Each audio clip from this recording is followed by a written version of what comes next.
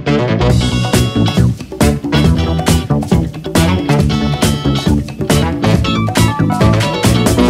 teman-teman semua, selamat siang. Dan video kali ini aku pengen share tentang apa aja sih dan bagaimana persiapan yang perlu dilakukan oleh mahasiswa S1 kalau misalkan pengen S2 mendapatkan beasiswa, dan mungkin salah satunya adalah beasiswa LPDP Kemenq RI gitu. Dan ceritanya aku lulus LPDP sebelum dinyatakan wisuda di Brawijaya, karena lulus LPDP bulan Juli dan kebetulan wisudanya baru bulan Agustus. Nah, kalau aku boleh bilang gitu ya, dari seluruh proses rangkaian yang aku jalanin, kenapa aku bisa lulus, itu merupakan sebuah implikasi dari seluruh kegiatan, aktivitas yang aku lakukan selama S1 kayak gitu. Mulai dari organisasi, kuliah ya pastinya, terus juga aku ikut perlombaan, ada volunteer dan lain-lain. Jadi merupakan implikasi kenapa mungkin bisa lulus beasiswa sebelum diwisuda. Dan juga aku pribadi ngelihat ya bahwasannya pas sarjana ini kita harus banget untuk mengeksplorasi diri, karena pas sarjana itu merupakan laboratorium untuk kita mengeksplor dan mencari tahu, dan pastinya trial and error kayak gitu, biar kita bisa menemukan jati diri, passion dan lain sebagainya. Jadi penasaran apa aja yang harus kita persiapkan? Let's go dan juga simak video selengkapnya. Yang pertama kita ngomongin soal kuliah ya. Ini kuliah kan wajib nih. Nah, kalau aku saranin teman-teman harus punya target IPK-nya di atas 3,5. Kenapa? Karena kalau sekarang kan kebanyakan 3 ya. Karena semakin kompetitif, jadi lebih baik kita lebih di atas itu. Karena kampus S2 di luar negeri, contohnya di UK juga, dia fokusnya dan memperbolehkannya sekitar 3,3, 3,5 ke atas, atau bahkan kayak Oxbridge itu 3,7 ya, first class honors gitu. Jadi ditargetin 3,5 ke atas. Yang kedua, ini soal circle. Nah, menurutku circle-nya harus udah advance ya, harus udah upgrade ketimbang SMA ataupun SMP. Jangan terhalang oleh teman juga, misalkan pengen milih matkul, milih waktunya hanya karena pertemanan. Harus disesuaikan dengan kebutuhan pribadi, karena S1 ini bener-bener waktu untuk kita mengeksplorasi. Dan teman juga nggak perlu se-circle kan, harus juga nyari circle yang lain. Dan menurutku harus yang konstruktif untuk perkembangan teman-teman juga. Jadi circle juga harus pilih-pilih mana yang konstruktif, mana yang memang teman-teman ini bisa memberikan banyak pengetahuan ke kita. Yang kedua, itu soal kita harus baca jurnal artikel kontemporer. Biasanya kalau di kampus itu kan kita diberikan textbook ya, kalau di akuntansi misalkan KESO. Nah, jangan terpaku pada itu, karena itu kan konteksnya tahun 2000-an misalkan. Sedangkan kita udah 2020, 2021 gitu ya. Nah, di situ kenapa aku ngerasa harus ngebaca misalkan kayak McKinsey Analysis atau Deloitte Insight, karena akan menumbuhkan diskursus baru yang lebih dinamis di kelas, sehingga dosen tuh ngeliat, oh nih anak nih kayaknya lebih banyak effort deh, dan bisa memberikan bahkan ya question yang lebih kepada dosen, biar dosen tuh ke push juga untuk upgrade dirinya kayak gitu. Jadi sehingga si dosen ngeliat, wah kayaknya nih anak nih rajin ya, atau dalam artian punya kualitas dalam mengimprovisasi diskusi yang ada di kelas. Itu soal jurnal ataupun artikel kontemporer. Dan yang terakhir, menurutku kalau soal akademik ya, soal kuliah, itu teman-teman harus juga memperhatikan relasi dengan dosen, karena ini hubungannya juga dengan bagaimana cara kita meminta surat rekomendasi kalau teman-teman pengen nge-apply ke luar negeri ya. Kan ada juga tuh recommendation, atau mungkin beasiswa LPDP juga ada menyatakan rekomendasi kayak gitu. Nah, teman-teman juga jangan menghubungi dosen kalau ngomongin soal nilai aja, tapi misalkan iseng aja, misalkan nanya kira-kira materi yang belum paham apa, terus kira-kira ada nggak sih isu atau mungkin topik yang menarik bagi dosen tersebut terus pengen dibahas. Jadi nggak perlu seformal itu bisa lewat ya setelah kelas nanya lagi gitu kan, atau mungkin lewat chat nggak masalah menurutku. Jadi kita membina hubungan yang baik dengan para dosen gitu kan, biar nanti di kemudian hari nih teman-teman pas mungkin lagi butuh dalam rekomendasi itu nggak canggung. Karena ada beberapa orang nih yang nanya ke aku, Han kamu dapat dari mana rekomendasi? Nah, aku bingung jawabnya, karena memang by default dan selama proses gitu kan, itu emang aku sering membina hubungan dengan dosen. Jadi nggak perlu canggung dan tinggal minta aja. Misalkan aku kemarin ke Prof Erani misalkan, aku tinggal bilang, Prof aku mau minta rekomendasi buat kuliah di UK atau mungkin di rekomendasi LPDP, tinggal dikasih kayak gitu. Jadi ya kurang lebih kalau soal akademik seperti itu. Nah, selanjutnya ini soal organisasi nih.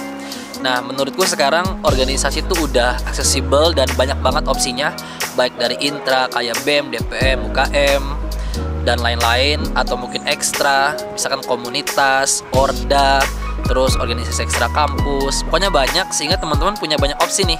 Tinggal kalian nyesuain kira-kira mana yang menjadi passion teman-teman, kayak gitu. Jadi gue cuma pengen bilang sebenarnya banyak banget nih opsi yang kita bisa dapat ya di dalam organisasi hari ini, kayak gitu. Terus selanjutnya kalau ngomongin soal organisasi, aku lebih prefer untuk fokus pada organisasi tertentu yang mana sesuai dengan passionku. Kenapa? Karena kan terbatas ya waktu kita sama energi kita. Dan somehow aku harus jujur ya, kalau ikut organisasi pun juga banyak nyerap energi. Jadi jangan terlalu diporsir lah bahasanya. Kayak waktu aku pas sarjana, karena aku mungkin sukanya ya, aku mengidentifikasi diriku suka menjadi seorang konseptor, pemikir kayak gitu. Itu lebih suka di divisi acara. Jadi kalau aku ikut kepanitiaan, itu biasanya aku lebih suka kepanitiaan yang mana itu aku di divisi acara. Kalau misalkan ditawarin divisi lain, aku pribadi nggak mau. Jadi aku memilih untuk tidak berpartisipasi. Jadi bahasanya punya prinsip dalam berorganisasi juga, kayak gitu. Dan selanjutnya, ini menurutku aja sih, lebih baik fokus. Kenapa? Karena dengan fokus tersebut konsentrasi kita nggak terpecah, sehingga kita bisa maksimum, perform kita bisa maksimum, sehingga teman-teman tuh bisa melihat bahwasanya kita bisa advance ya, bisa berproses dengan baik ketika di organisasi yang kita ikutin, kayak gitu. Sehingga juga nih, kalau misalkan teman-teman berperforma baik, teman-teman kita itu bakal melihat kita ini bisa step forward untuk posisi atau mungkin tanggung jawab yang lebih besar juga. Misalkan ketika jadi staff, lalu menjadi BPH, terus menjadi ketua. Sebenarnya gini sih, dalam berorganisasi aku bakal bilang orientasinya bukan serta-merta posisi, bukan. Tapi gini, kalau misalkan teman-teman punya proyeksi dalam berorganisasinya, misalkan dari staff lalu sampai ketua, sampai di tahun ketiga atau keempat, itu ada key responsibilities yang teman-teman emban, dan itu valuable banget pengalamannya, serius.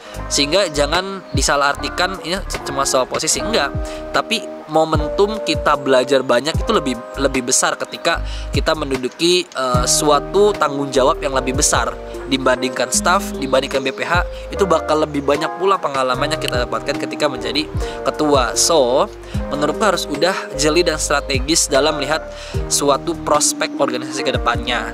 Itu soal organisasi. Dan terakhir nih, yang penting juga, organisasi itu kan untuk menciptakan teman ya, bukan lawan.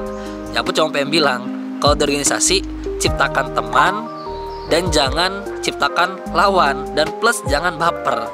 Jadi aku sering banget ngedenger atau melihat ya pribadi, itu banyak nih konflik di organisasi kan ya, baper lah, saling sikut-sikutan lah, saling ngomongin. Itu sebenarnya menurutku udah backlash dengan tujuan kita berorganisasi. Karena kan organisasi kita kan pengen making friends ya, ada teman banyak dari berbagai fakultas, berbagai kampus, sehingga kalau teman-teman baperan gitu kan, nggak perlu masuk organisasi kataku. Kalau kataku ya, karena bener-bener di organisasi kan dipertemukan dengan banyak pihak yang berbeda, dan itu chance banget untuk kita melatih kesabaran, melatih kedewasaan, melatih pola pikir, analytical thinking, sehingga dalam berorganisasi make a friends, jauhi segala perlawanan dan jangan baper. Nah, kalau ngomongin soal perlombaan, kalau kataku yang pertama, temuin dulu kamu sukanya apa. Misalkan kamu suka lomba debat, atau mungkin MUN, atau penelitian, atau mungkin lomba kena teknik ya, misalkan lomba membuat jembatan dan lain-lain lah. Pokoknya banyak banget perlombaan. Tapi intinya tahu dulu apa yang pengen kalian lombakan. Dan tidak hanya itu nih, kalau perlombaan menurutku harus ditargetin dari awal. Teman-teman di tahun pertama ikut misalkan lomba regional, terus ikutnya lomba tahun kedua ya ikut lomba provinsi, tahun ketiga ikut lomba nasional, tahun keempat ikut lomba jangka internasional. Jadi sudah ada target tuh, tahun ini achievementnya di level apa, biar teman-teman tuh ke-push untuk terus latihan dan tidak mudah menyerah kalau misalkan gagal. Karena gini, menurutku yang belum di-highlight adalah kalau orang-orang ikut lomba tuh ya, itu ketika kegagalannya.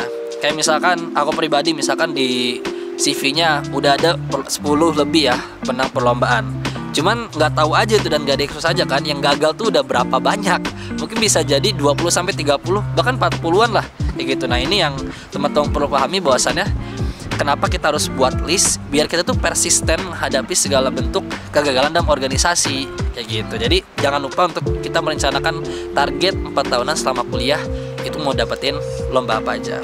Yang kedua, itu menurutku harus punya role model. Misalkan kalian, aku dulu ikut lomba debat atau MUN gitu, tahu nih role modelku siapa.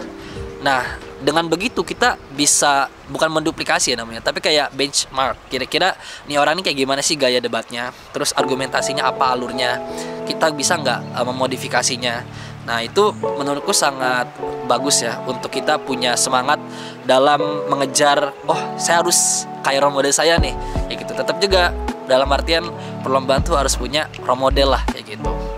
Dan kalau ngomongin juga nih soal penelitian, bagi teman-teman yang suka penelitian, ini menurutku penting banget juga ikut lomba atau mungkin kegiatan penelitian, karena penelitian itu mengasah analytical thinking kita, berpikir sistematis. Manfaat aplikatifnya adalah ketika lagi wawancara, kan di wawancara atau mungkin lagi bikin SLPDP kan dituntut untuk bisa speaking, terus berpikir analitis dan sistematis. Nah, itu kita dapatkan ketika kita berproses di perlombaan ataupun ketika dalam penelitian. Jadi penting menurutku untuk teman-teman berpartisipasi lah, minimal tahu atmosfer perlombaan kayak gimana, dan juga gimana sih kira-kira berpikir analitis kayak gitu. Dan juga yang terakhir sebenarnya kalau soal penelitian ya, kalau misalkan dianggap terlalu berat, hari ini kan kita udah banyak banget nih kayak opsi untuk join bareng ya. Misalkan ada autor ke autor. Nah, jadi teman-teman bisa banget joinan sama teman-teman yang mungkin dari lintas jurusan, lintas fakultas, biar bebannya nggak terlalu berat gitu kalau misalkan lagi penelitian.